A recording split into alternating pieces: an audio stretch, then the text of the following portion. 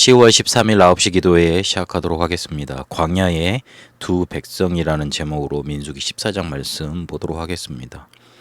우리는 왜 응답이 없을까? 실제로 이렇게 질문하기도 하고 질문하고 있지 않지만 실제 낙심된 상태에 머물러 있기도 합니다. 하나님은 그런 우리에게 체험을 원하십니다. 이 체험이라는 건 육체적으로 뭔가 내가 신비한 체험, 그거 이전에 내 것을 뛰어넘을 수 있는 뭔가 다른 것을 보길 원하신다는 말입니다. 사람들은 살길 원하고 그러기 위해서 남도 쉽지 않게 죽이고 그리고 갈등도 일으키고 문제도 일으킵니다. 그런 삶의 투구를 벗어나서 하나님이 정말로 소원하시고 주시고자 하는 것, 하나님의 것, 그것이 무엇인지 보고 알기를 원하십니다. 이게 구원의 기준은 아닙니다. 그러나 렘넌트 7명이 다른 주변의 사람들과 달랐던 이유가 뭐냐면 다른 사람들이 보지 못했던 걸 봤기 때문에 다른 사람이 됐습니다.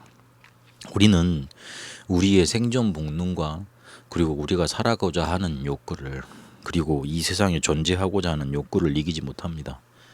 그래서 우리 것 아닌 다른 것, 즉 하나님의 것을 봐야지만 그게 내 것이 되고 내 것이 하나님의 것이 되면 내가 바뀌어지게 되어 있습니다. 그렇게 된 사람들이 바로 렘넌트 7명들이었습니다. 그러니 하나님은 그들을 붙잡고 시대를 바꾸는 응답의 여정을 진행시킬 수 있으셨던 겁니다. 히브리서 11장 사람들이 바로 세상이 감당치 못하는 자라 그랬는데 세상이 보지 못했던 것 보게 되니 세상이 가는 방향으로 가지 않고 하나님의 것 따라 갔던 겁니다. 초대교회가 바로 그렇게 증인됐습니다. 우리가 한 번은 체험해야 합니다.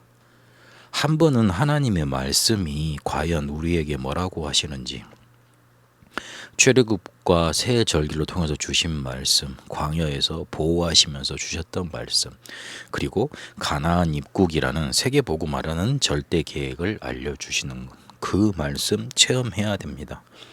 그렇게 우리에게 7가지 흐름으로 성경에 이끄셨는데 하나님이 원하시는 응답대로 인도받으면 됩니다.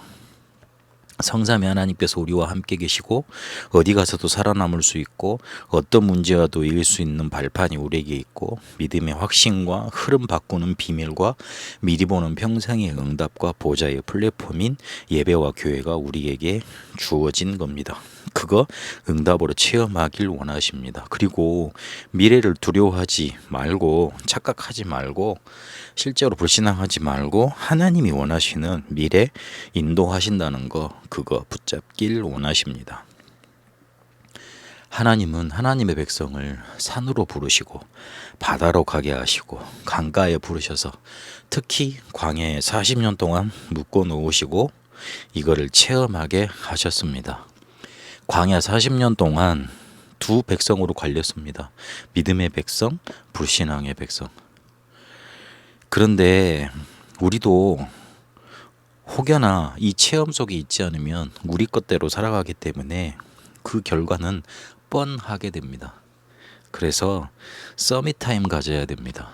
그렇게 서밋 24 하고 있으면 서밋 25의 방향 나타나게 되어 있습니다.